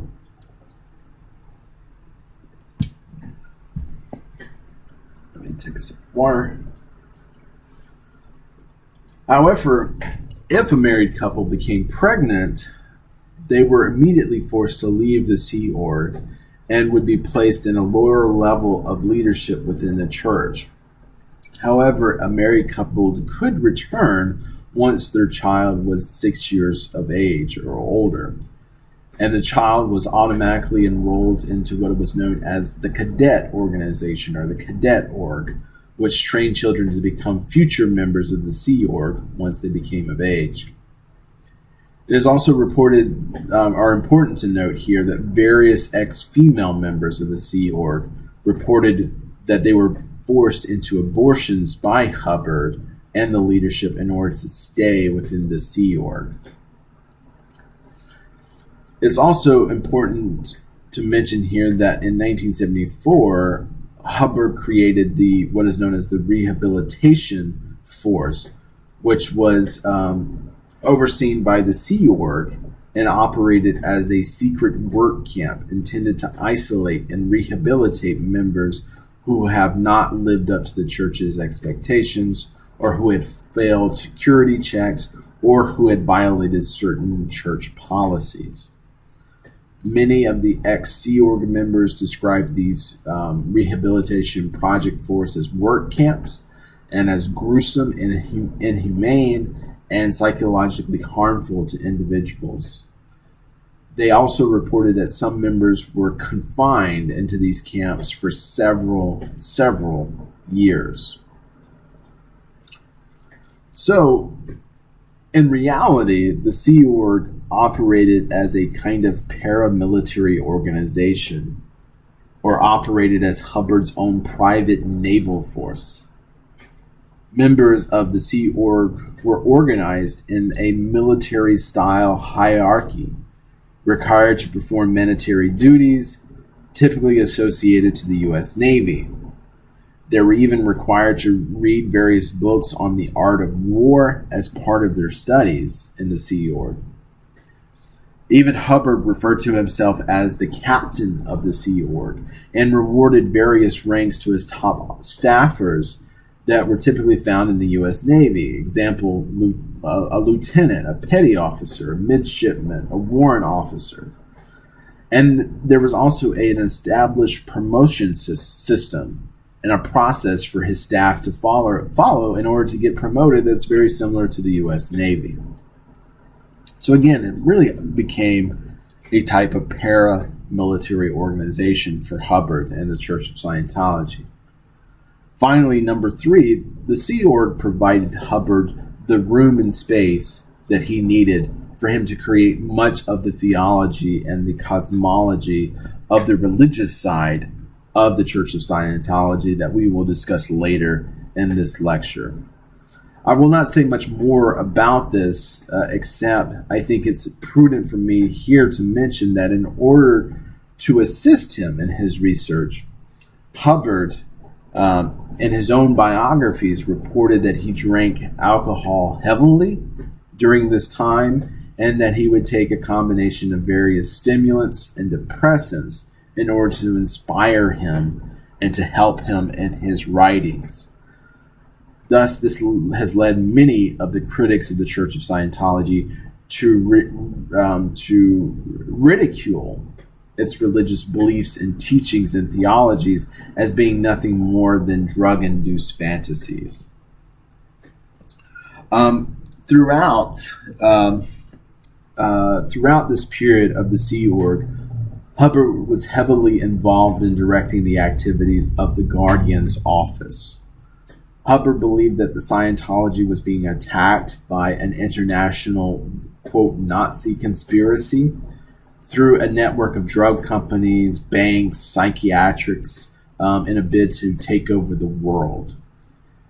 Hubbard began ordering members of the Guardian office to start infiltrating and bulgarizing numerous government organizations, including the U.S. Department of Justice and the IRS. Furthermore, Hubbard directed the Guardian's office to remove any negative report about Scientology from government files that they came across in their jobs, and to track down any source or informants the government had in order to intimidate them not to testify or to give false testimony. In 1972, facing criminal charges in France due to the activities of the Guardian's office, Hubbard secretly returned to the United States and began living in hiding in New York and in Florida at this time. In 1976, the FBI apprehended 2 Guardian office members, charged them with various crimes against the United States. In 1977, the FBI carried out simultaneous raids on various other Guardian offices in Los Angeles and D.C., confiscating illegal wiretapping equipment, various burglary tools, and some 90,000 pages of government documents that were stolen by Guardian or Scientology members from their jobs within government agencies. All of this prompted Hubbard to flee and to move cross country to more safer areas in California, where he continued to live the rest of his life, moving from house to house, city to city, being hidden by various Scientology followers throughout the 1970s and 1980s. Eventually, Hubbard was charged by the IRS for tax fraud, but was never indicted due to his clandestine nature and eventually his subsequent death. During this period of hiding, Hubbard also suffered from various physical illnesses. He suffered a heart attack twice in his life in 1975 and again in 1978. During his bouts of illness, Hubbard was able to acquire the famous Fort Harrison Hotel in Clearwater, Florida, which would become the land base for his Sea organization. The hotel would become a place of training for Scientologists and for the Sea Org, as well as become the de facto rehabilitation project force work camp as well. And the hotel also became the third most important facilities within the Church of Scientology, outside the Religious Technology Center in Gilman, Hot Springs, California, as well as the headquarters of the church, the Flag Building in Clearwater as well. In December of 1985, Hubbard allegedly attempted suicide, by electrocution, but had failed. He was severely injured, and then later in January of 1986, he suffered a massive stroke, which left him paralyzed and unable to recover from it. L. Ron Hubbard would later die in January 24th of 1986 in Creston, California, where his body was cremated and his ashes were scattered out to sea. When Hubbard died in 1986, there appears to have been no clear plan of succession for leadership of the church. From my understanding, all of Hubbard's children were quite estranged from him and his father. With the eldest son, Richard, Ronald. His eldest son's name is Ronald, who was known as Nibs by Hubbard in his writings, was quite a vocal critic of Scientology and his father. And the youngest son, Quentin, had committed suicide in 1974. Shortly before his death, an apparent order came from Hubbard and started circulating among the Sea Org, which promoted a man named Pat Broker and made him the highest ranking member within the Sea Org, thus making him the de facto leader of Scientology and somewhat the heir apparent to Hubbard. However, a man named David Miscavige asserted and demonstrated that this order had been forged by Pat, and that this attempt by Pat Broker should be seen as a coup d'etat. And thus, David Miscavige, assumed the position of leadership of the church and assumed the captain of the Sea Org.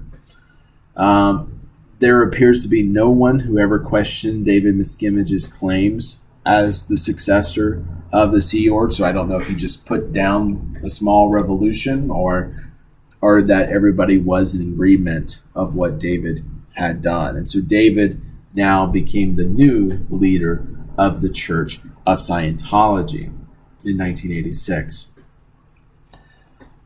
David, who is still the current leader of the Church of Scientology and is largely responsible for the growth that the Church of Scientology has seen. A little bit of background about him. David was largely raised within the Church of Scientology. Him and his family joined the church when David was, I think, 8 years old, possibly, maybe younger than that. So he pretty much was raised in the church. And very quickly, David was seen as a boy of prodigy, serving at every level of both the Church of Scientology and the Sea Org throughout his life. In 1977, David became part of Hubbard's inner circle of staffers and followers, and he served on Hubbard's video editing and recording team, assisting Hubbard in recording his teachings and assisting Hubbard in his video distribution system. In 1979, Miscavige served upon a newly formed watchdog committee, which was designed to both protect Hubbard's image in the public and protect him from various government agencies and newspapers seeking out this controversial figure when he went into hiding.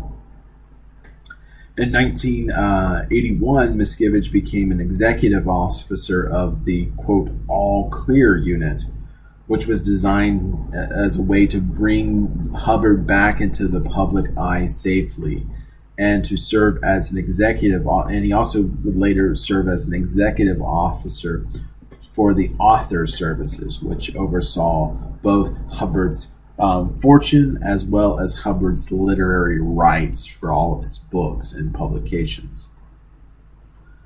Before Hubbard's death, and even after his death, Miscavige began reconstructing and reorganizing the Church of Scientology into a more robust and organized religion. He worked to replace all upper and middle management and leadership within the church and the Sea Org with individuals who are more business-minded, who are younger, and who had grown up within the movement, and who were unquestionably loyal to both Hubbard and Miscavige's vision. For more than 2 decades, the IRS had refused to recognize Scientology as a non-profitable charitable organization. However, it was through Miscavige's leadership that Miscavige began a series of numerous litigations against the IRS, filing various lawsuits designed to drown the IRS in so much paperwork that eventually the IRS would give in. And so in 1993, the IRS agreed to Miscavige's one demand of the Church of Scientology receiving tax exemption if they were to cease all legal actions against the IRS. This was a very big deal for Scientology because now the Church of Scientology was a de facto religion in the eyes of the U.S. government, which made it easier for other countries to follow suit in their recognition of Scientology. So this was a huge accomplishment by Miscavige here. David also initiated long-term projects of issuing unreleased and corrected editions of Hubbard's books and restoring Hubbard's lectures, including translating them into other languages to help proselytize the religion out. He also fixed many perceived contradictions within Hubbard's teachings and corrected many of the Hubbard's theologies that he created. But starting in 2009, a series of negative press came out against Scientology and Miscavige's leadership. In 2009, the St. Petersburg Times, which is now today the Tampa Bay Times, published a series of testimonies from numerous amounts of ex-Scientology members about the cult-like nature of the religious movement, the psychological and psychiatric abuses sanctioned by the church and used by Miscavige personally and his followers. They also gave locations to the secret facilities known as the Hole, which served as a brutal prison-like work camp where many perceived problematic followers of Scientology were confined against their will and were physically abused by staff members. In 2011, Lawrence Wright, an ex-Scientology member, published a series of tell-all reports about Scientology, its criminal acts, its human abuse cases, discrimination against homosexuality, and forcing homosexual members to undergo forced sex conversions, and even leaking out secret teachings of the church to the public. Later in 2013, Lawrence would publish his famed Going Clear documentary that was later adapted by Alex Gibney and HBO in 2015, which helped shock the American public and raise new concerns about the cult-like nature of Scientology. And then starting in 2014, you had several prolific Hollywood actors who had been members of Scientology going public about their break with the church and the physical abuse that they had seen and had experienced in the church. Hollywood stars like Leah Remini and Danny Masterson. And finally in 2019, there's one more, but in 2019, 15 lawsuits have been filed against David Miscavige and other key leaders of Scientology, alleging members had been kidnapped, that members had been stalked, various libel slanders being given out, constructive invasion of privacy and intentional infliction of personal emotional distress, and charges of rape by Miscavige and other key leaders. And in 2022, 3 former Scientology workers filed lawsuit against the church and Miscavige for human trafficking and sex abuse and sex assault on children in the Sea Org. Despite all of this negative press, David Miscavige has been very successful in growing the reach of Scientology across the globe and getting various nations to recognize Scientology as a religion. Throughout the 2000s, Miscavige, through litigation or through lobbying, has been successful in getting various national Supreme Courts or ministerial governments to rule Scientology as a religion, or that they should receive tax exemption status. So you have the efforts of Miscavige receiving some kind of status, whether recognized as religion or receiving tax exemption. So in 2000, both Italy and the UK. In 2002, New Zealand and Austria. In 2003, Taiwan. 2005, Kyrgyzstan. 2007, you had Spain, Portugal, and South Africa. So Miscavige has been very, very successful in what he has done for the church and as a successor to L. Ron Hubbard. So we now have talked about the founding members of Scientology, a lot about L. Ron Hubbard, a lot about his background, but we also talked about his immediate successor, the current David Miscavige. Now I think it's important for us to transition and start talking about what do Scientologists believe. Well, so while there has been a quite in-depth overlook, I think it's important to really talk about here, what do they believe? The famed sociologist of religion, David Bromley, described the religious teachings and doctrines of Scientology as, quote, Hubbard's personal synthesis of philosophy, creativity, and psychology. And that's true. Hubbard's writings and videos lie at the heart of Scientology and its theology. He published hundreds of articles and books over the course of his life, and his writings are regarded by Scientologists today as scripture.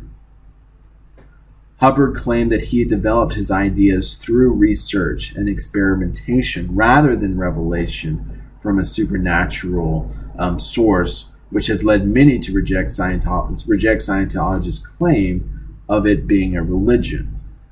And we'll get to that. So if we were to summarize Scientology, what it is, its beliefs into a very simplified statement, it's a fair assumption to say that Scientology is a synthesis of the personal beliefs and worldview of L. Ron Hubbard. However, besides this, in our discussion about Scientology, you'll also hear, and Scientology will also sound a lot like other religions that we have discussed thus far in this course. With a careful eye and an attentive ear, you will easily hear significant similarities between Scientology beliefs and teachings with what is traditionally held and taught by many Eastern religions that we have already discussed in this course. For example, both Scientology and Eastern religions believe in the concept of reincarnation, or the idea that the soul is reborn into a new body after its death. Another example would be that of karma. Karma is the law of cause and effect that is believed to govern the universe. But in Scientology, karma is better known as the reactive mind, and is the idea that our thoughts and feelings and experiences create negative karma, which can lead to suffering in the present and future life, keeping us trapped, which karma does within these Eastern religions. And while there is no documented evidence that Hubbard was influenced by either his knowledge of, his research of, or awareness of Eastern religions, it is plausible to assume that some of the influences by Eastern religious traditions had an effect on Hubbard, and that had indeed occurred, because again, the parallels are striking. But let's get into what Scientologists believe. The core belief of Scientology holds that all humans have an immortal spiritual being that resides in a physical body called a thean. Thean, Thetan. In Scientology, this concept of the thetan is similar to the concept of self, or the spirit, or the soul that is found in every belief system in religions. The soul, or the Atman, in Hinduism. According to Hubbard, the term thetan is derived from the Greek letters theta, and it represents, quote, the source of life, or, quote, life itself. Hubbard taught that it is the thetan, not the central nervous system, which commands the movements of the body. Hubbard taught that thetans had willed themselves into existence at some point several trillions of years ago, and that theatans who brought the material universe into being largely for their own personal pleasure. Thus, the physical universe is thought to not have no independent reality outside that of the theatans, meaning that theatans are gods in the traditional religious studies sense of the word. Scientologists believe that at some point in the past, theatans fell from grace, and they began to identify themselves with their creation rather than their original state of purity. Eventually, they lost their memory of their true nature along with their association with spiritual and creative powers. As a result, theatans came to think of themselves as nothing but embodied beings. And so that's what they became. They became body theans, or we would call human beings. Hubbard also taught that theatans are reborn time and time again in new bodies following the death of their embodied bodies through a process called assumption, which is analogous to incarnation. And with each rebirth, theatans are affected by what Hubbard called MEST, or M-E-S-T, of the universe. MEST here stands for matter, energy, space, and time. MEST serves both to weaken a theatan of their spiritual powers and ability, as well as further aid with the loss of their memories. These spiritual powers were generally described as perfect health, or supernatural perception, or having complete and photographic knowledge. According to Scientology doctrine, a theatan exists whether operating a human body or not. Thus, Scientology advertised itself as being able to rehabilitate the theatan of a practitioner to a state where the individual can operate with or without a fleshly body. Therefore, the goal of Scientology is to create what Hubbard called an operating theatan within an individual. So what is an operating theatan? Well, Hubbard defined it as a state of complete spiritual freedom in which one is knowing and willingly the cause over one's life, cause over one's thoughts, and the cause over even matter itself, energy itself, space itself, time itself, MEST. But before an individual can become an operating theatan, they are what is known as a bodied theatan, or in Scientology terms, pre-cleared. So let's get to what is pre-cleared. Oop, went the wrong way. A body theatan, in Scientology terms, is a disincarnated theatan who is stuck in or stuck on a human body. And that all human bodies are said to be infested with these disembodied theatans, or clustered with these theatans on themselves. A pre-cleared individual is a person who is full of false information and full of false memories of traumatic experiences that prevent them from adapting to the world around them in a natural or appropriate fashion, aka becoming an operating thetan or an OT. Hubbard taught that pre-clear individuals are affected by Enneagrams. Enneagrams, which are believed to originated from painful incidences that close down the analytical function of the mind, leaving a person to operate only on reactive levels of the mind. Hubbard argued that whenever something painful happens to an individual, that event creates a traumatic memory that lays in our unconscious mind and keeps us from being our true selves, or remembering who we really are. Again, Hubbard called these engrams. This engram is the result is a re-stimulated. This engram is re-stimulated if a person is reminded of painful experiences days later, causing feelings of guilt, feelings of embarrassment, which in his mind, locks a pre-cleared person into the reactive cycle of the mind.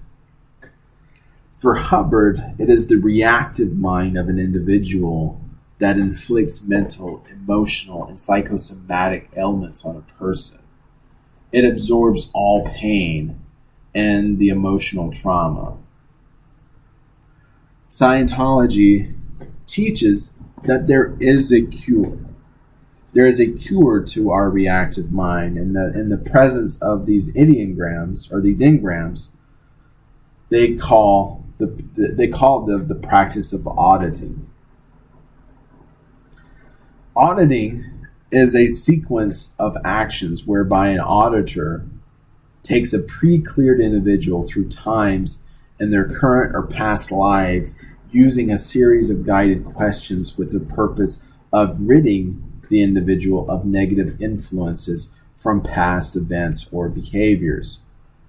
Much of the practice of auditing mirrors with what an individual experiences in normal psychological examinations.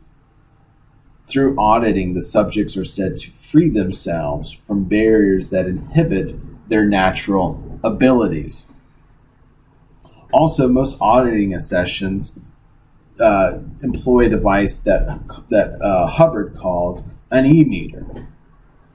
An e-meter is an electronic device for displaying electrodermal activities, or EDA, of a human being, and it measures changes in the electrical resistance of the pre-cleared by passing through their bodies a small electrical current by means of a pair of cylindrical tubes attached to the meter by wires, in which these tubes are being held by the individual. As you can see in the image there, those cylindrical images are those kind of tube-like, soup can-like structures that are being held by the individual. The e-meter records reactions from the pre-cleared individual to a list of possible difficulties and relevant phrases called out by the auditor. The auditor uses the e-meter to assess the emotional charge each single word or whole sentences or series of questions have on the received individual. The purpose of the e-meter is to aid the auditor in locating subliminal memories, aka engrams, of past events in a thetan's current life or in their previous ones. Again, the purpose of the auditing session is to generate reactivity from the pre-cleared individual. Once reactivity has been reported, the auditor helps the pre-clear by solving their problems and freeing themselves of the engrams. Hubbard taught that this action restores the individual to their natural condition as an operating thetan, and enables them to be, quote, at cause in their daily lives, have free will over their daily lives, and responding rationally and creatively to life's events rather than responding through reactions or through the reactions under the directions of these stored engrams. The goal of auditing, the goal of Dianetics, the goal of Scientology is meant to bring the individual to a clear status. Clear is a status afforded to followers of Scientology organization or by other Scientologists after they've completed certain activities. And clear is defined by the church as a person who no longer has a reactive mind and is therefore free from the negative effects purported to produce by the reactive mind. Hubbard claimed that clear individuals have complete memories and know why events in their lives happen, which leave them free to pursue the goals without hindrance from the reactive mind emanating from past lives. The state of clear, in Scientology religious terminology, would be equivalent to nirvana in Buddhism, kind of a state of enlightenment. Clear is one of the major states a practitioner strives to reach on their way up what Scientologists call, quote, the bridge of to total freedom. This bridge to total freedom is Scientology's primary action plan, or their roadmap to guide a person through the sequential steps to attaining Scientology's concept of spiritual freedom. However, all of the steps on the bridge to total freedom cost money. And the costs rise the higher you go on the bridge. A conservative estimate in 1991 listed the total cost of achieving all stages of becoming an operating thetan, which I think there's 7 levels of being an operating thetan, is between anywhere from $30,000 to $300,000 to $400,000 in 1991. I imagine with inflation, it's probably over $1 million today, if not $1 million to $2 million is the total cost for someone to achieve the highest levels within Scientology. So this has led many people to doubt the sincerity of this claim of this religion, but we'll talk more about that here towards the end. Now it's important for us to transition to, like many world religions, Scientology does have a cosmology, a theology, and a creation story. Well, sort of.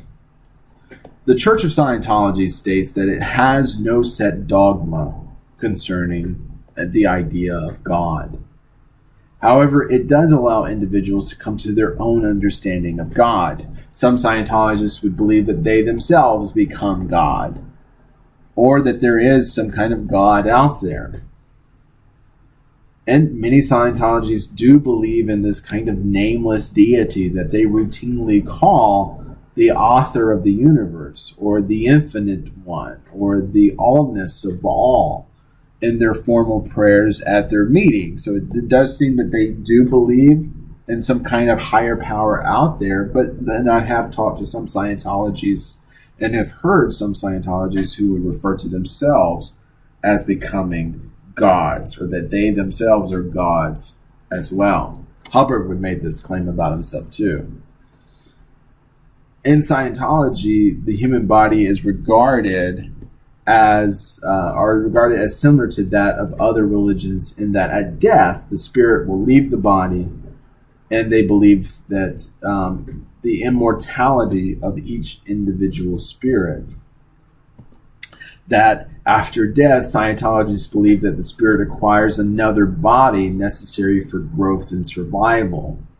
Thus, Scientology promotes the idea of the existence of reincarnation and calls it assumption.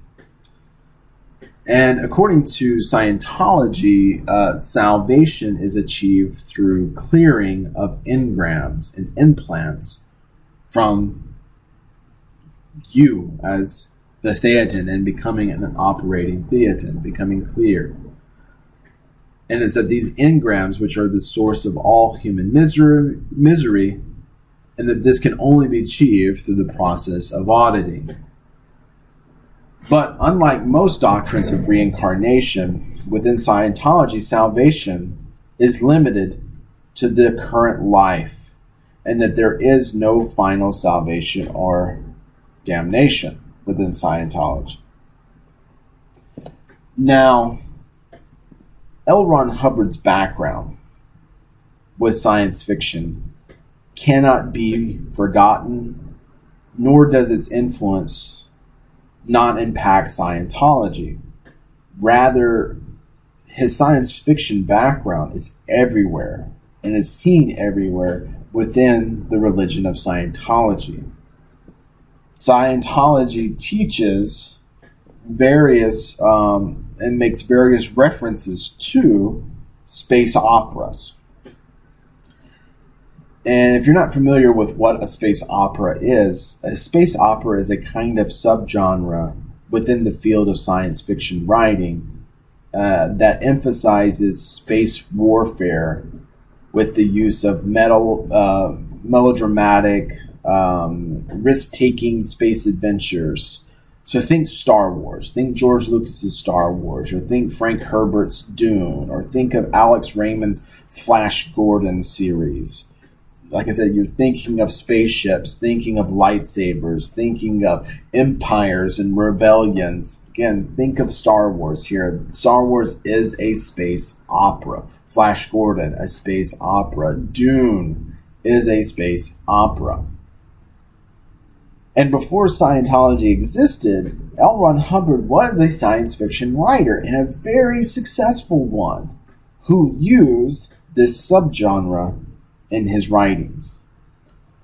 All of the space opera doctrines of Scientology are only provided by the church to experienced members. And so this is part of the secret religion aspect of the Church of Scientology. Church leaders maintain the church leaders maintain that only those who are initiated are able to correctly understand these secret teachings that do involve space operas. However, several former members of the Church of Scientology have exposed several of these secret documents and have leaked them to the public, leading to lengthy court battles with Scientology leadership, all of which has failed to keep much of the secret teachings of the church hidden. So once you've read some of these secret teachings, which can be found on the internet and can be found at Barnes & Noble, read Lawrence Wright's books. Critics of Scientology have really latched on to this space opera doctrine, arguing that they show the ridiculousness of this religion. And they offer it as evidence as why it should not be treated as a religion because of the ridiculousness of this. And the most controversial of these myths is the story of Xenu, to whom Hubbard attributed responsibility for many of the world's problems. So this is probably one of the most central secret teachings of the church is the story of Xenu. And so for here, I'm going to recount this story for you. Xenu, who sometimes it's spelled as Xemu, Xemu or Xenu, depending on how it's spelled. You see it sometimes spelled at both at different points in Hubbard's writings. Xenu is a figure in the Church of Scientology's secret and most advanced teachings. According to these secret teachings, Xenu was an extraterrestrial ruler of a galactic confederacy that has existed 75 million years ago. This galactic confederacy consisted of 26 star systems, as our solar systems in a sense, that comprised 76 planets, one of which included Earth, which in Scientology is known as Tiglac. The Galactic Confederacy civilization, according to Hubbard, is as comparable as to our own, with aliens walking around in clothing which look very remarkable, like the clothing that we wore on Earth, and used cars and trains and boats that look exactly like those that were from the 1950s, 60s, and 70s here on Earth. The planets within this galactic confederacy were becoming extremely overpopulated, and life on these planets were becoming unsustainable.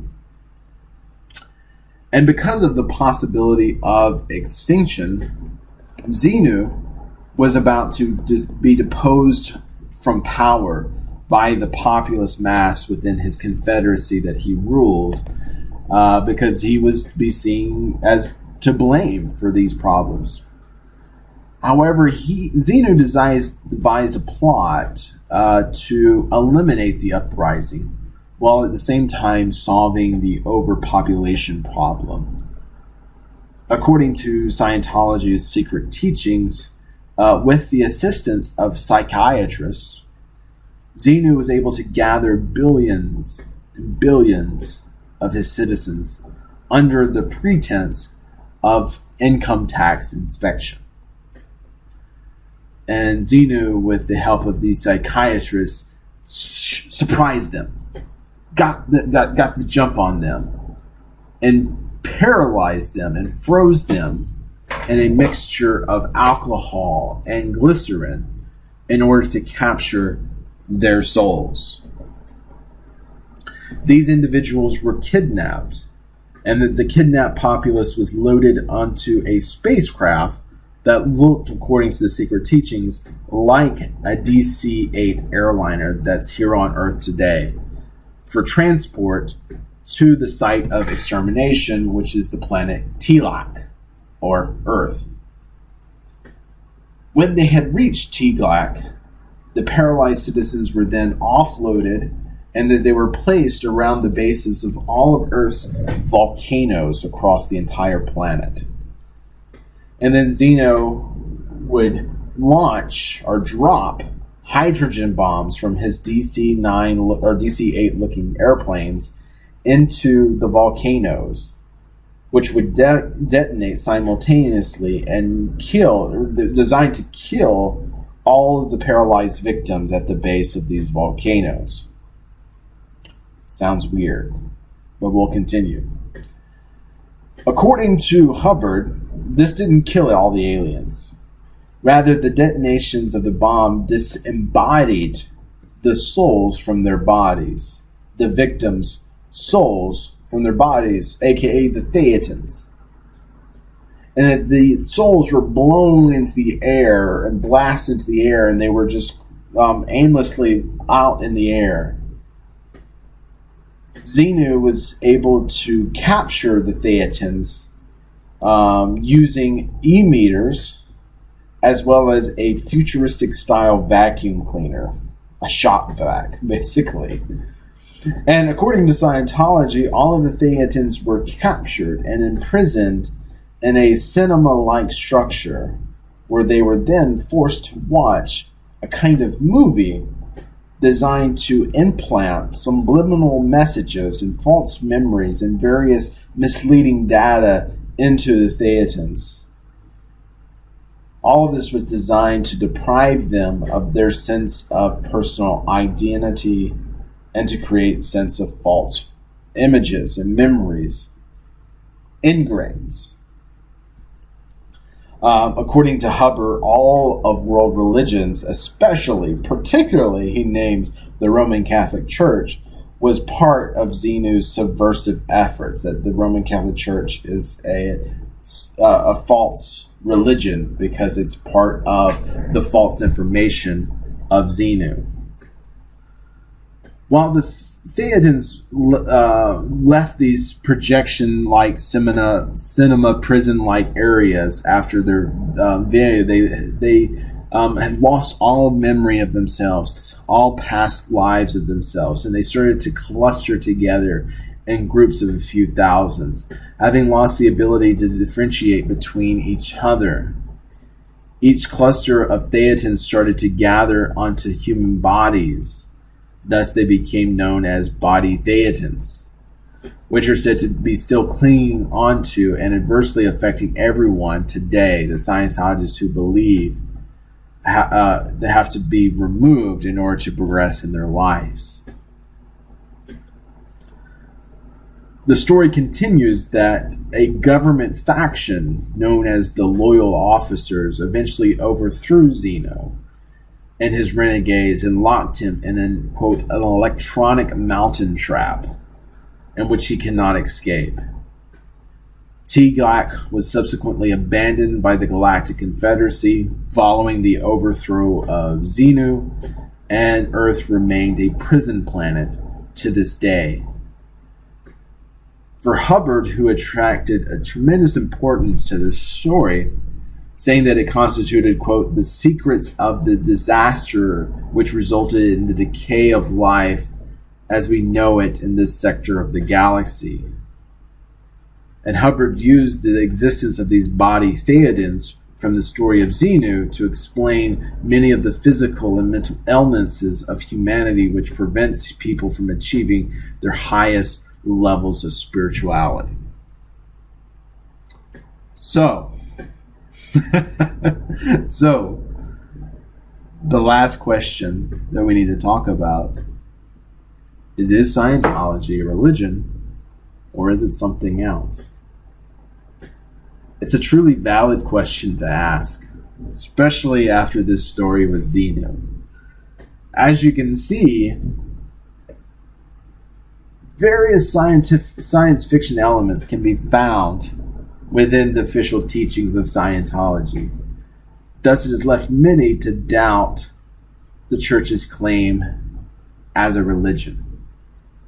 Claims concerning a galactic confederacy, aliens driving around in 57 Chevy Bel Airs, aliens taking subway trains to work, wearing bell-bottom blue jeans, and wearing wonder bras or no bras at all if it was the 60s men and the summer of love. All of this seems ridiculous. Aliens using hydrogen bombs, flying around in DC-8 airliners as spaceships, capturing people with shop vacs and forcing them to watch TV. Sounds absurd, right? That human ailments are not due to things like bacteria, viruses, or cancerous cells, but rather the results of invisible aliens that are attached to our bodies? All of that sounds quite insane, doesn't it? Furthermore, evidence from L. Ron Hubbard's own life and personal history seems to betray the claims that Scientology is a religion and offers real spiritual truths. Hubbard, having had three failed marriages, had reports of bouts of serious psychological illnesses, dabbled in the occult, living his life on the run for tax evasion, and frequently consuming drugs and alcohol throughout his entire life. Much of Hubbard's efforts in the past all appear to be a really get-rich-quick scheme that failed until he made Scientology work because he worked the system of religion.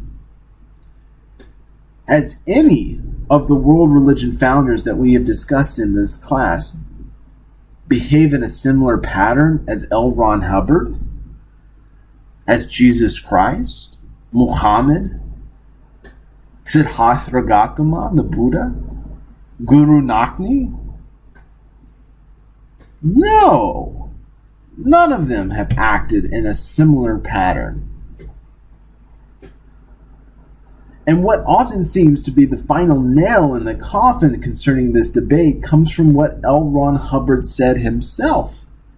While many of these claims that I'm about to cite have been labeled by the church as lies or libel slanders, these testimonies have often been cited by critics as further evidence of this Scientology's true intentions. So these are testimonies. One from Sam Merwin Jr., a contemporary science fiction writer with Hubbard and reportedly knew Hubbard when he was a science fiction author as well. Sam recalls a meeting with Hubbard in which he indicates, quote, this is him saying Hubbard was exceedingly anxious to hit big money. Hubbard used to say that he thought the best way to make money was to start a cult. Another testimony from Lloyd Arthur Ichbaugh, a colleague of Hubbard and a contemporary science fiction writer as well, reported Hubbard saying, quote, I'd like to start a religion. That's where the money is, end quote.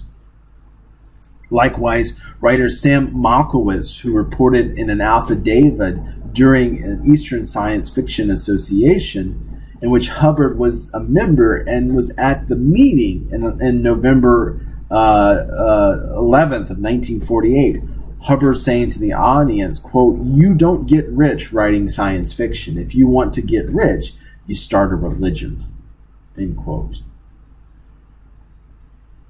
So again, this seems odd. While the Church of Scientology publicly classifies itself as a religion, religious scholars and other observers regard it more so as a business, because the organization operates more like a for-profit business than a religion institution. For example, the Church of Scientology pays a 10% commission to recruiters if they're able to attract people to the church and for membership. The Church of Scientology also has a franchise license fee that local Scientology has to pay to the church in order to operate under the umbrella of Scientology, which is roughly about 10% of their gross income. The church also charges its members for auditing sessions and other church-related courses, and the church requires these things for advanced rankings, and they're not cheap.